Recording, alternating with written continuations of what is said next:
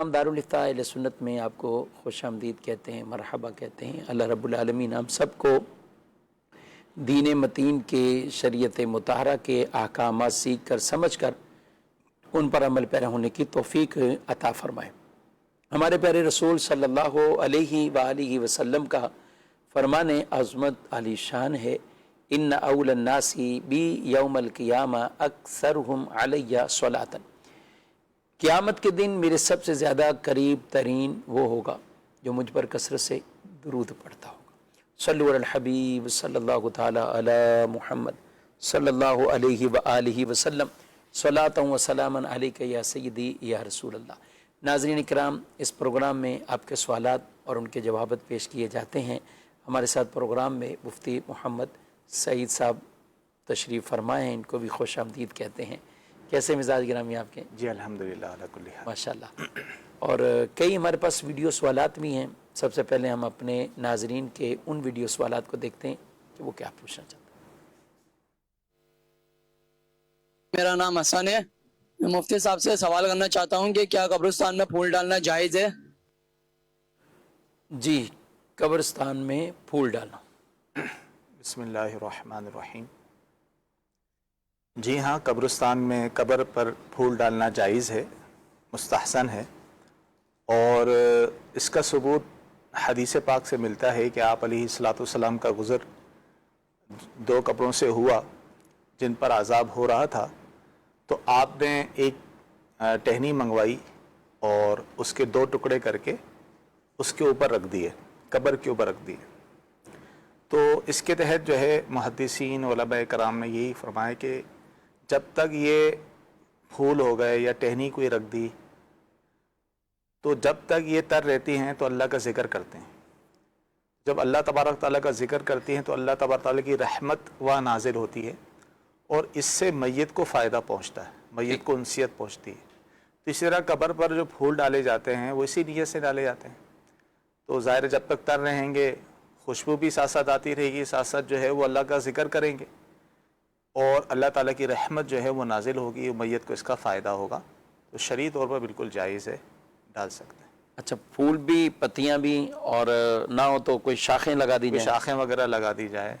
उम्मीद तौर पे ऐसा होता है, लोगों ने देखा होगा जो कब्रिस्तान साथ जाते हैं तो अमूमी तौर पे ये होता है दफनाने के बाद कोई ना कोई टहनी वगैरह अगर रख दी जाती है, कोई करीब कोई दरख्त होता है वहाँ से तोड़ के उसके ऊपर रख देते हैं। टहनियों के तो खैर और भी मकासद होते हैं क्योंकि वो जानवरों से हिफाजत वगैरह के लिए होती है, लेकिन अमूमी तौर पे जो भी तर्क चीज़ उसमें डाली जाएगी, फूल पत्तियाँ वगैरह, बाज़ लोग वहाँ पर जो है वो पौधे वगैरह लगा देते हैं। तो मकसद उसका यही होता है कि जब तक वो तर रहेंगे अल्लाह का ज़िक्र होगा और मैयत को इसका फ़ायदा होगा। कब्र पे पौधे लगा सकते हैं, इस तरह की चीज़ें, यानी वो खुद ही उगाएं और उनको पानी देने के लिए कई लोगों ने बाकायदा जो वहाँ गोरकन होते हैं तो उनको इस पे मामूर किया हुआ होता है कि वो इन पत्तियों का, फूलों का, जो छोटे छोटे पौधे कुछ ऐसे लगाएं, इससे उनको पानी देने मैयत को नुकसान ना हो, कब्र को नुकसान ना हो। अब छोटे मोटे जैसे पौधे लगा दिए जाते हैं, फूल पत्तियाँ लगा दी जाती हैं, तो ये शरई तौर पे जायज़ है। यानी उन चीज़ों से बचे कि जिनकी जड़ें फैल जाती हैं और ये दरख्त नुमा बन जाएं कि जिससे कब्र को नुकसान पहुँचे। सही है। अच्छा, जो पक्की बिल्कुल कब्र बना लेते हैं, ऊपर से भी प्लस्तर है, टाइल मार्बल भी बाजू का लगाए, तो उन पे भी पत्तियाँ या तर शाख उन पे क्या करेंगे? देखें, अव्वल तो सुन्नत के मुताबिक तो यही है कि कब्र जो है वो कच्ची ही रहे और ऊपर का जो हिस्सा है वो भी ऊँट के कोहान नुमा हो और कच्चा रहे। लेकिन फ़ी ज़माना जो है वो क्योंकि बाज़ जगह ऐसी होती हैं, ज़मीनें ऐसी होती हैं कि वहाँ पक्की करना ज़रूरी होता है। जहाँ पक्की करना ज़रूरी भी है तो वो भी साइटों से पक्की कर लिया जाए और ज़्यादा ऊंची जो है उसको ना किया जाए। बाज़ लोग बहुत ऊंची ऊंची कब्र बना लेते हैं, ये दुरुस्त नहीं है। फ़ुक़हा कराम ने यही फरमाया कि एक बाली शख्स से कुछ ज़ायद कब्र हो और साइटों से उससे पक्की कर लें, लेकिन बीच से कोशिश करें कच्चा ही रहे। जो कच्चा हिस्सा होता है उम्मीद तौर पर वहीं जो है पौधे वगैरह या इस तरह की चीज़ें लगा देते हैं, तो ये जायज़ है। ये जायज़ है, ठीक है, माशाल्लाह। जी, मज़ीद सवाल। नाबालिग बच्चे का वली की इजाज़त के बगैर पीर कामिल से बैठ होना। नाबालिग बच्चा, देखिए नाबालिग बच्चा जो समझदार है, देखें 15 साल से छोटे बच्चे को بچہ ہو یا بچی اس کو نابالغ سمجھا جاتا ہے. ویسے 15 سال کا بچہ ہو یا بچی یہ شرعی طور پہ بالغ ہو جاتے ہیں. بچی 9 سے 15 کے درمیان ہو بچہ، لڑکا جو ہے 12 سے 15 کے درمیان اگر بلوغت کی کوئی بات ظاہر ہوئے تو بالغ مانا جائے گا، ورنہ 15 سال کا بچہ بالغ ہوتا ہے. اگر کوئی نابالغ بچہ ہے لیکن ہے سمجھدار تو وہ خود بھی جو ہے کسی پیر کامل سے جو ہے وہ بیعت ہو سکتا ہے. لیکن اگر کوئی ناسمجھ بچہ، بہت ہی چھوٹا بچہ ہے، ناسمجھ ہے، تو ظاہر ہے وہ ولی کی اجازت سے ہی ولی جو ہے اسے بیعت کروائے گا. صحیح. اور پیدائشی ہے بالکل تو اس کو بھی اس کو والد بھی کروا، وہی ناسمجھ میں جتنے پیدائشی سے لے کے جب تک ناسمجھی ہے تو وہ کر سکتے ہیں. اگر سمجھدار ہو گئے، جیسے 7-8 سال کا بچہ بھی سمجھدار ہوتا ہے، 10 سال کا بھی ہو جاتا ہے، ہوتے ہیں نابالغ لیکن سمجھدار ہیں، تو وہ خود بھی کسی پیر کامل سے بیعت ہو سکتے ہیں. ٹھیک. مزید سوال. کیا دلہن کے سر پر جو رخصتی کے وقت قرآن پاک رکھتے ہیں کیا ایسا کرنا حرام ہے؟ آپ سوال پوچھیں گے یا جب بتائیں گے؟ ہو سکتا ہے ان کو پہلے سے ہی کسی نے بتا دیا ہو کہ ایسا کرنا حرام ہے. کیا ایسا مطلب سوالی انداز ہی ہے. ہاں تو دلہن کے سر پر جو اس طرح رکھا جاتا ہے، دیکھیں یہ حرام تو اس کو کوئی نہیں کہہ سکتا، شرعی طور پر جائز ہے.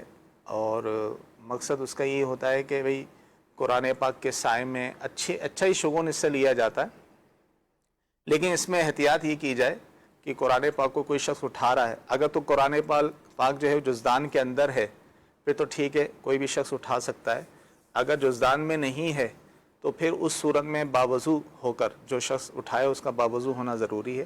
تو اس طرح اگر اس کے سائے میں دلہن کو رخصت کیا جاتا ہے تو شرعی طور پہ اس میں کوئی حرج نہیں، جائز ہے. صحیح ہے. البتہ ایسے مواقع پر ظاہر ہے ان چیزوں کا تقدس کا خیال رکھنا یہ بہت اہم ضروری ہے.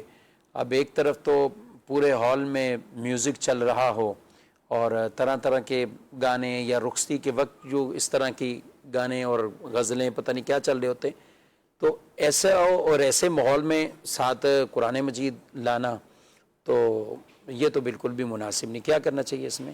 جی بالکل ہی ایسے ماحول، جب ایک مقدس چیز لے کر آئے ہیں، قرآن پاک ہے، تو ظاہر ہے اس کے قرب و جوار میں ایسا ماحول نہیں ہونا چاہیے جو اس کے تقدس کو پامال کرے. تو بے ادبی والی صورت نہ ہو، بالکل ہی تقدس کے ساتھ ہی باوضو ہو کر ہی ایسے معاملات کیے جائیں. باوضو اور دیگر چیزوں پہ. ایک بہت پیاری بات ساتھ ناظرین کرام یہ بھی یاد رکھنا چاہیے، قرآن فقط اس مقصد کے لیے نہیں ہے کہ دلہن کو رخصت کریں تو سر پر قرآن ہو اور بس ختم. ٹھیک ہے، ہم اس کا انکار نہیں کرتے، برکتیں اس کی ملتی ہیں، لیکن اصل ذمہ داری یہ ہے کہ کاش وہ دلہن قرآن کی تعلیم کے سائے میں رخصت ہو. یعنی جب اپنے گھر میں ہے، ماں باپ کے پاس ہے، بطور بیٹی ہیں، تو ان والدین کی یہ ذمہ داری بنتی ہے کہ ان کو قرآن پاک کی تعلیم سے آگاہ کریں، انہیں تعلیم دلوائیں. جہاں دنیاوی تعلیم کے لیے اتنی کوششیں کرتے ہیں تو وہاں دینی طور پر بھی وہ قرآن پاک کی تعلیم، بالخصوص وہ مبارک صورتیں جن کا تعلق زیادہ تر خواتین سے ہے، عورتوں سے ہے، ہم کہیں کہ سورہ نور کی تعلیم دلانا، خود یہ تو حدیث پاک کے اندر اس کی ترغیب ارشاد فرمائی گئی ہے. اسی طریقے سے آپ مکتبۃ المدینہ سے عورت اور قرآن، یہ خاص وہ آیات مبارکہ جس کے اندر عورتوں سے متعلق جو احکامات ہیں، یہ قبلہ استاد محترم شیخ الحدیث مفتی محمد قاسم اتاری صاحب دامت برکاتہم عالیہ کی یہ خوبصورت تصنیف ہے، کتاب عورت اور قرآن. تو قرآن اور عورت یہ کتاب آپ حاصل کریں گے تو یہ گھر کی بچیوں کے لیے، گھر کی خواتین کے لیے، تاکہ ان احکامات سے آگاہی ہو تو اس کتاب کو لیں.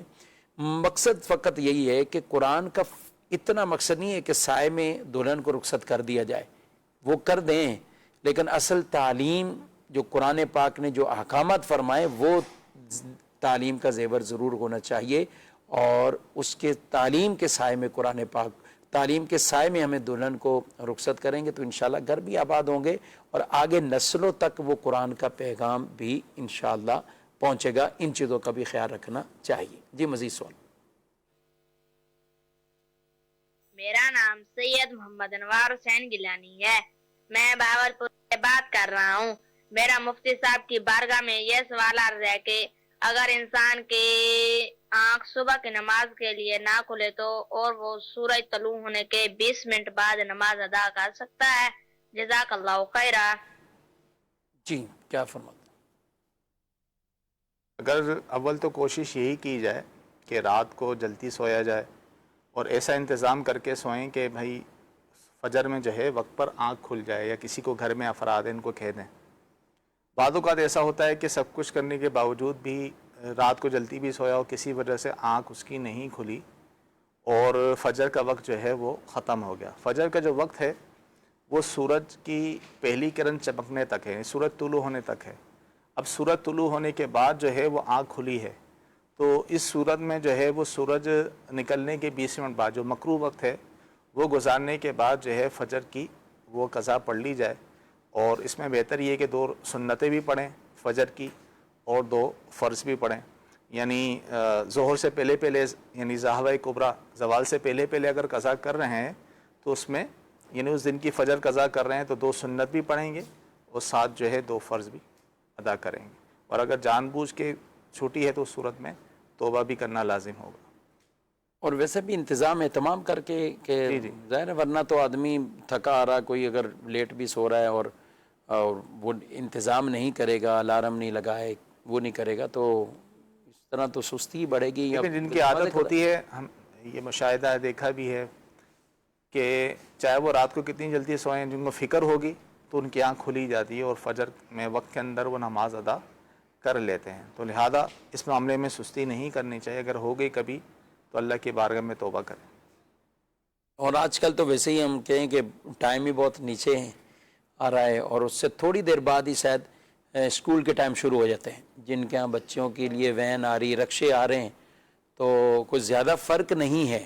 اگر فرق ہو تب بھی نماز تو فجر پڑھنی ہے، لیکن اب جو مہینے آگے آ رہے ہیں، راتیں بڑی ہو رہی ہیں، راتیں بڑی آ رہی ہیں، کئی شہروں میں پاکستان کے اندر بھی موسم ٹھنڈا اور سردی کی طرف جا رہا ہے، اگرچہ کراچی میں ابھی اپنے جلال پر ہی ہے تقریباً، لیکن کوشش کریں گے اب 6 بجے 6:10 پہ، یعنی 6 سے لے کے 6:10 پہ جماعتیں ہو رہی ہیں مختلف مقامات پہ، اور سورج کا طلوع ہونا یہ 6:30 پر تقریباً، تو کراچی کی ہم بات کر رہے ہیں، تو اس طرح تقریباً اگر یعنی کوشش کریں تو 7 بجے اسکول کی تیاری شروع ہو جاتی ہے، تو ہمت کر کے پہلے ہی آدھا گھنٹہ کرو، خود بھی پڑھیں، گھر والوں کو بھی، بچوں کو بھی، جس کا ذہن ہوگا، مقصد یہی ہے کہ وہ فجر کی نماز بھی ادا کرے گا۔ ذہن اگر نہیں بناتے تو پھر جاگتے ہوئے کئی لوگ معاذ اللہ ظہر بھی قضا کر رہے ہوتے ہیں، عصر بھی قضا کر رہے ہوتے ہیں، ان کے لیے ان کے پاس بھی 100 عذر اپنے مارکیٹ ہوتے ہیں، فلاں جگہ ہوتے ہیں، یہ تو ایسا نہیں ہونا چاہیے۔ نماز کو اس کے وقت پر ادا کرنا یہ لازم ہے، اور ایسے ہی سستی کرتے ہوئے نماز کو قضا کر دیں گے تو گناہ گار بھی ہوں گے، اللہ کی بارگاہ میں توبہ بھی کرنی ہے اور اس نماز کو قضا یعنی پڑھنا بھی ہے۔ مزید سوال؟ میں عبد القادر، سوال یہ ہے کہ کیا قرض لینے والا شخص اگر مر جائے تو اس کے ورثہ پر قرض ادا کرنا لازم ہے؟ جی، قرض والا شخص انتقال ہو، دیکھیں جب کسی شخص کا انتقال ہو جائے تو اس کے مال سے سب سے پہلے اس کی تجہیز و تکفین یعنی کفن دفن کا معاملہ کیا جاتا ہے، پھر اس کے بعد میت پر جو بھی قرض ہو تو اس کے قرض کی ادائیگی مرحوم کے مال سے ہی ادا کی جائے گی، اور اگر مرحوم نے کوئی مال نہیں چھوڑا اور نہ ہی کسی کو ضامن بنایا تھا، کوئی اس کا ضامن بنا تھا ورثاء میں سے، اور میت نے کسی قسم کا کوئی مال نہیں چھوڑا کہ اس کا قرض ادا کیا جا سکے، تو پھر ایسی صورت میں ورثاء پر لازم نہیں ہے کہ مرحوم کا قرض ادا کرنا، یعنی جو وہ قرض خواہ ہیں وہ ورثاء سے مطالبہ نہیں کر سکتے۔ ورثاء سے مطالبہ اسی صورت میں ہوا کر سکتے ہیں جب مرحوم نے کوئی مال چھوڑا ہو، کوئی جائیداد چھوڑی ہو، کوئی بھی اس کی ملکیت میں ایسا مال ہو کہ جس کی جو ہے وہ ادائیگی مرحوم کے مال سے کی جا سکے، اور اگر ایسا کوئی مال اس نے نہیں چھوڑا تو پھر ورثاء پر مرحوم کی طرف سے قرض کی ادائیگی لازم نہیں ہے، لیکن اگر ورثاء میں کوئی کرنا چاہیں، کر سکتے ہوں تو بہت اچھی بات ہے، کہ کیونکہ قرض کا معاملہ ایسا ہے کیونکہ اس میں حق و لبد کا معاملہ ہوتا ہے، جب تک بندہ معاف نہ کرے تو اللہ تعالیٰ کی معاف نہیں کرے گا، تو بعض اوقات بخشش کے معاملات اس وجہ سے رک جاتے ہیں، تو کوشش یہ کی جائے کہ ورثاء اگر صاحب حیثیت ہیں، قرض ادائیگی کر سکتے ہیں تو وہ اپنے، اگرچہ مرحوم نے اپنی طرف مال نہیں چھوڑا، ان کے پاس مال ہے تو وہ اس کی طرف سے ادا کر دیں، اس نیت سے کہ اللہ تعالیٰ اس کی برکت سے مرحوم کی جو ہے مغفرت فرما دے اور اس جو اس پر قرض کی جو ذمہ داری تھی اس سے سبکدوش ہو جائے، بری ذمہ ہو جائے. یعنی یہ کرنا چاہیے. اور ویسے بھی لوگ بعد اوقات ظاہر ہے ان کے ورثاء سے، اور کئی میتوں کے جنازہ پڑھتے ہیں تو کئی ورثاء اعلان بھی کرتے ہیں جی اگر کوئی لین دین کا معاملہ ہے تو آپ ہم سے رابطہ کریں اور ہم وہ دیں گے، ان کا قرضہ اگر ہے تو ہم دیں گے. اچھا یہ تو ہم نے بات کی کہ قرض جس پر تھا ان کا انتقال ہو گیا. بعض اوقات میت کے پیسے لوگوں نے دینے ہوتے ہیں. جی اچھا اب پتہ چلا فوت ہو گیا، مر گیا، بس ٹھیک ہے ہم تو چھوٹ گئے، اب ہم سے کون مانگے گا. تو یہ جو لوگوں نے دینے تھے، اس میت کے پیسے دینے تھے، ان لوگوں کے لیے کیا حکم شریعت؟ دیکھیں ان لوگوں کے لیے حکم ہے. بعض لوگ یہ سمجھتے ہیں جس کا ہم نے قرضہ دینا تھا وہ مر گیا تو اب ختم یا اس کی طرف سے ہم کوئی صدقہ کر دیں گے. ایسا نہیں ہے، بلکہ جس کا قرضہ آپ نے دینا تھا اور اس شخص کا انتقال ہو گیا ہے تو آپ پر لازم ہوگا کہ وہ پیسے جو جتنا بھی قرض آپ نے لیا ہے اس کے ورثاء کو دیں، ان کے حصے کے مطابق جو ہے وہ دینا لازم ہوگا.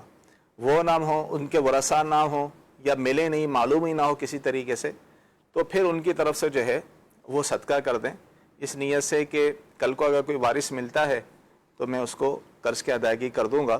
لیکن اگر وارث کسی صورت میں نہیں ملتا، اس کو معلوم ہی نہیں ہے، تو پھر اس کی طرف سے صدقہ کر دیں.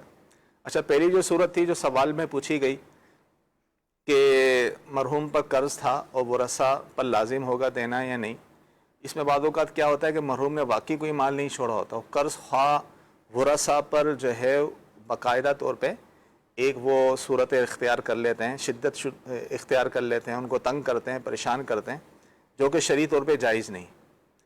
کیونکہ شرعی حکم تو یہی ہے کہ اس کے مال سے، مرحوم کے مال سے ادا ہوگا، اور مرحوم نے کسی کو ضامن نہیں بنایا اور ورثاء میں سے بھی کوئی ضامن نہیں تھا، تو اس صورت میں ورثاء پر جب لازم ہی نہیں ہے تو قرض خواہ جو بھی ہیں جنہوں نے قرضہ دیا ہے وہ ورثاء پر زور نہیں کر سکتے، ان پر زبردستی نہیں کر سکے اب تم نے ہی ادا کرنا ہے.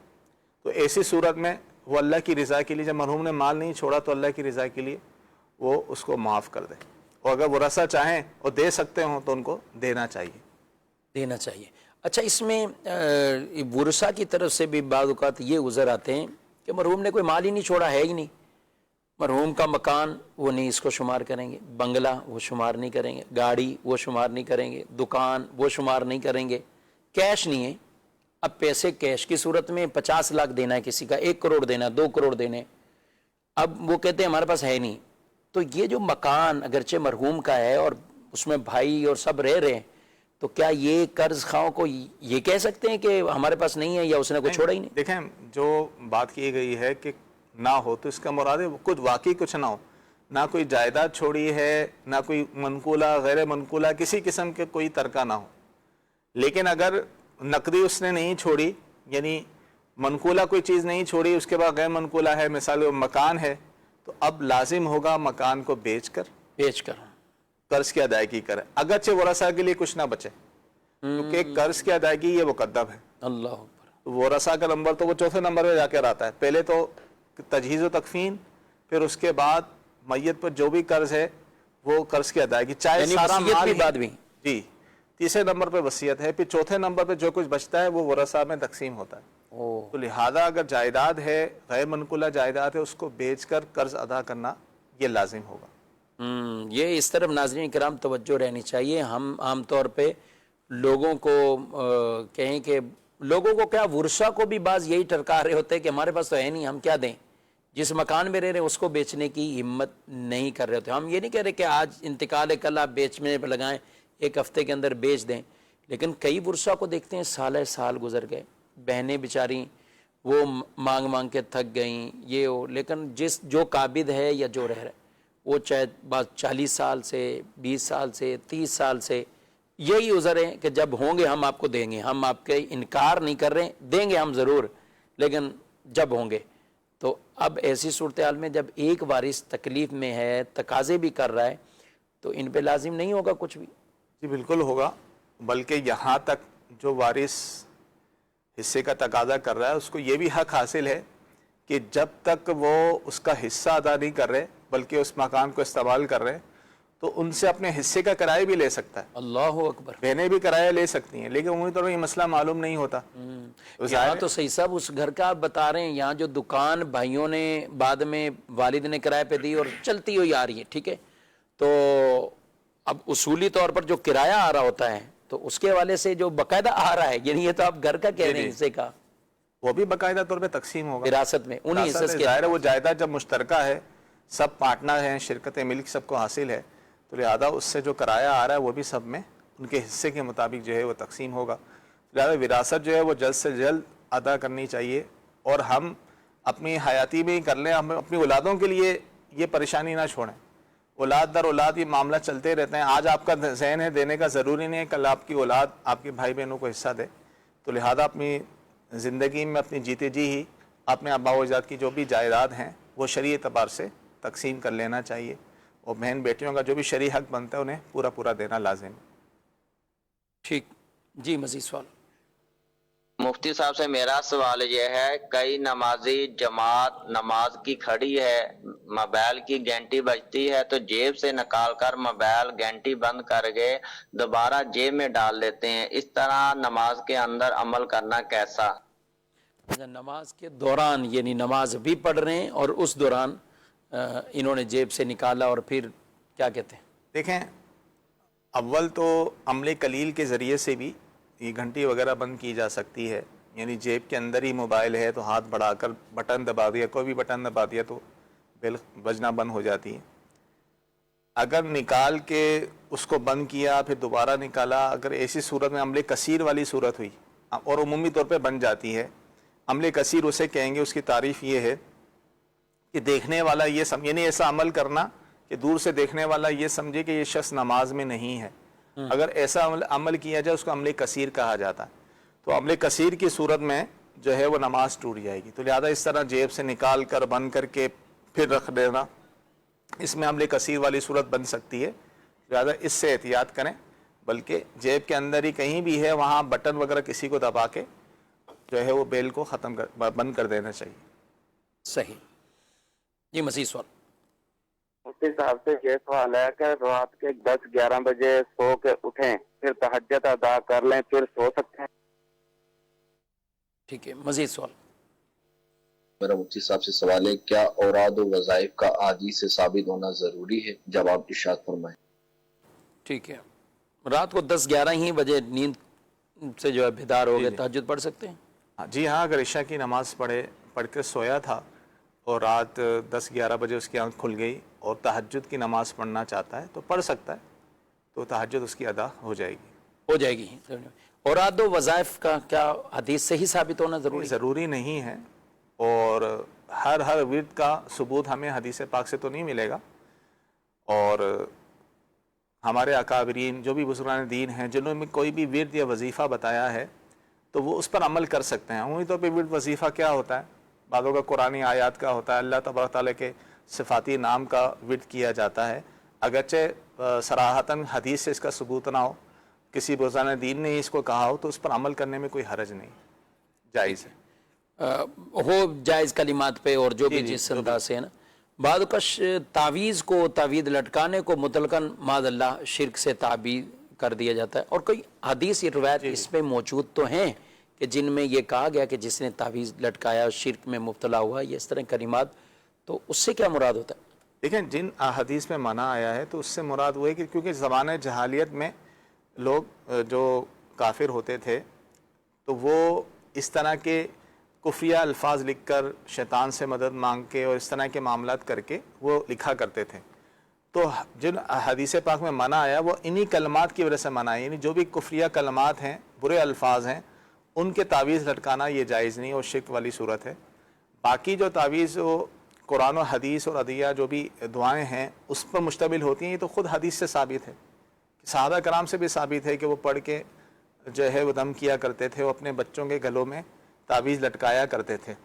تو جن حدیث میں ممانعت آئی ہے تو اس سے مراد وہ ہے کہ جس میں شرکیہ کفریہ جو الفاظ ہوں تو اس کی ممانعت آئی ہے. ٹھیک، یعنی یہ پوری ڈیٹیل تفصیل اس کے بغیر، یعنی یہ کیسے ہو سکتا ہے کہ اللہ پاک کا مبارک نام ہو، قرآن پاک کی کوئی آیات مبارکہ یا دیگر کچھ ایسے کلمات तय्यबात से बना हुआ जो तावीद हो उसे मादल्ला शिरक करार दे देना, तो ये बहुत बड़ी एक इल्मी ख़यानत भी है। और उन हदीस को भी उनके मामल से हट कर उन्हें बयान करना, हालांकि आज तक मुहद्दिसीन असलाफ़ ने, बुज़ुर्गों ने उन हदीस का वही माना बयान किया है और साथ साथ सहाबा का अमल भी बयान किया कि जो नबी पाक अलैहिस्सलाम से चंद कलिमात के जो हिफाजत के लिए होते हैं, अगर जिनको याद हो जाते वो याद कर लेते, नहीं होते तो खुद फरमाया कि हम अपने बच्चों को लिख कर पहना देते थे, यानी उनको गोया कि तावीज़ की सूरत में वो लटका देते थे, पहना देते थे।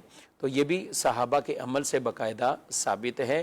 तो मुतलकन इसे नाजायज़ या कुफ्र शिरक से ताबीर करना तो ये बिल्कुल दुरुस्त नहीं है। मज़ीद कोई वीडियो सवाल भी देखते हैं। मेरा नाम है मोहम्मद अबू बकर अत्तारी। मेरा सवाल ये है कि अगर कोई शख्स अपने बच्चों में जायदाद बराबर तकसीम ना करे तो क्या ये जुल्म में शुमार होगा? जी, ये पूछना ज़िंदगी में ही चाह रहे होंगे, ज़ाहिर है जो शख्स ज़िंदगी में ही तकसीम कर रहा है तो उसमें क्या कहते हैं? देखें, ज़िंदगी में हर शख्स अपने माल का मालिक होता है और ज़िंदगी में ही तकसीम करना शरई तौर पे लाजिम नहीं। बाज़ ये समझते हैं कि भाई हम अपनी जीती जी तकसीम कर दें, या औलाद में से कोई मुतालबा कर रही होती है तो ये वालिदैन ये समझते हैं हम पे लाजिम हो गया। ऐसा कुछ नहीं। ज़िंदगी में तकसीम, क्योंकि विरासत का ताल्लुक बाद मरने के होता है, किसी शख्स के इंतकाल के बाद ही विरासत बनती है। ज़िंदगी में जो दिया जाता है या अमूमी तौर पे गिफ्ट वाली सूरत होती है। एक सुलह वाली सूरत भी होती है कि भाई अपनी जायदाद में से हिस्सा दे दिया ताकि मरने के बाद उसकी जायदाद में हिस्सा ना हो, एक अलग सूरत है। वैसे आम तौर पर जो ज़िंदगी में जायदाद तकसीम करते हैं तो ये हिबा और गिफ्ट वाली सूरत होती है, तोहफ़ा कहलाता है। और तोहफ़े के मामले में शरीयत ये कहती है अगर आप अपनी ज़िंदगी में तकसीम कर रहे हैं तो सबको बराबर बराबर दें, यानी तमाम बेटे बेटियों को बराबर दें। वैसे तो बाद मरने के बेटे के 2 हिस्से होते हैं, बेटी का 1, यानी जितना बेटे को हिस्सा मिलता है उससे आधा बेटी को मिलता है, लेकिन ज़िंदगी में बराबर बराबर है, यानी जितना बेटे को दे रहे हैं उतना ही बेटी को दें, ये मुस्तहब अमल। लेकिन अगर ज़िंदगी में इस तरह किया कि बेटे को 2 हिस्से दिए और बेटी को 1 हिस्सा दिया तो ये भी जायज़ है। और अगर किसी को ज़्यादा इस वजह से दिया कि वालिदैन का ज़्यादा खिदमत गुजार है या तालिब इल्म दीन है, उसे कोई दीनी फजीलत हासिल है, इसलिए उसको कुछ ज़्यादा दे दिए तो इसमें कोई हरज नहीं। लेकिन बिला वजह किसी को महरूम कर देना, किसी देना और किसी को ना देना, तो ये शरीय तौर पे जायज़ नहीं, ये गुनाह है। तो लिहाजा देना है तो फिर सबको दें, बराबर बराबर दें, यही मुस्तहब अमल है। ये मुस्तहब अमल है, लेकिन वो तकसीम दुगने वाली भी कर सकते हैं, मज़ीद आगे उस तरह ना हो। ये भी वजाहत हुई, यानी वो करने के बाद उसमें मज़ीद ज़्यादती किसी ख़ास वजह तो हो, वजह हो, जैसे वही ना, उम्मीदी तौर पे वालिदैन किसी न किसी के साथ रह रहे होते हैं कि जब तकसीम करते हैं, कोई ज़्यादा खिदमत कर रहा होता है इसलिए, ये कुछ ज़्यादा गरीब है इसलिए उसको कुछ ज़्यादा दे दिया। रज़ामंदी वाली सूरत हो, कोशिश ये कि किसी को नुकसान पहुँचाना मकसूद ना हो, वैसे रज़ामंदी वाली सूरत हो, सबको बराबरी की जाए, तो इसमें कोई हर्ज नहीं। अच्छा, कुछ वसीयत करके चले जाते हैं कि इसको नहीं देना, यानी मैं मर भी जाऊँ ना तो इसको नहीं देना, या उसे दूसरे लफ्ज़ों में कहें आग करके चले जाना, क्या कहते हैं? देखें, आग से कोई जायदाद से आग नहीं होता। आग कहते हैं नाफरमान को, कि जो वालिदैन की नाफरमानी करे शरई तौर पे वो आग, यानी माने के लिहाज से वो नाफरमान ही है। लेकिन ये समझ लेना कि ये उसकी जायदाद से महरूम हो जाएगा तो ऐसा नहीं। अगरचे वालिदैन ने लिख के भी दे दिया हो, अखबारात में भी दे दिया हो, ज़मानी तौर पे भी कह दिया हो कि मेरे मरने के बाद मेरे फ़लाँ बेटे या बेटी को हिस्सा ना मिले, तो इस तरह करने से वो जायदाद से आग नहीं होगा, उसे हिस्सा मिलेगा। नाज़रीन इकराम, अपने प्रोग्राम मुलाज़ा किया और इस तरह के कई ऐसे आपके शरई और दीनी सवालात बिलखुसूस विरासत से ताल्लुक़ रखते हैं, तलाक़ से बाज़ का ताल्लुक़ रखते हैं, या हलाल हराम कारोबार तिजारत इन ताल्लुक़ रखते हैं, तो दारुल अहले सुन्नत से ज़रूर रब्ता किया करें। बाज़ औक़ात अपनी फ़हम या समझ के मुताबिक इंसान फ़ैसले तो कर लेता है, लेकिन हकीकतन वो शरीयत मुतहरा से टकरा रहे होते हैं। तो हमें कोई भी ऐसा फ़ैसला नहीं करना, चाहे वो विरासत से मुताल्लिक़ हो। और कई मरतबा ऐसा होता है कि औलाद भी खामोश हो जाती है कि वो इस उम्र में, बुढ़ापे में अपने माँ बाप को दुख नहीं पहुँचाना चाहते, नाराज़ नहीं करना चाहते, और ना चाहते हुए भी कई फ़ैसलों पर वो राज़ी हो जाते हैं।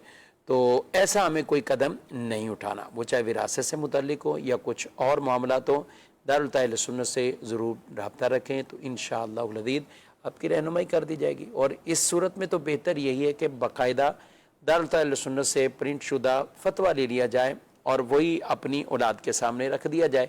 ये भी एक दीनी मैसेज है कि आज आपने तकसीम किया और शरीयत मुताहरा के मुताबिक तकसीम करके उन्हें फतवा भी दे दिया, कल को वो भी अगर अपनी औलादों में कोई तकसीम करना चाहें तो उनके सामने भी ये पहलू रहेगा कि हमारे वालिद साहब ने शरीयत मुताहरा के मुताबिक हमें तालीम दी है, तरबियत की है, तो आगे नस्लों तक भी ये पैगाम पहुंचता रहेगा। यही कोशिश बहरहाल करनी चाहिए। मक्तबुल मदीना से एक रिसाला भी है, माले विरासत में ख़यानत ना कीजिए।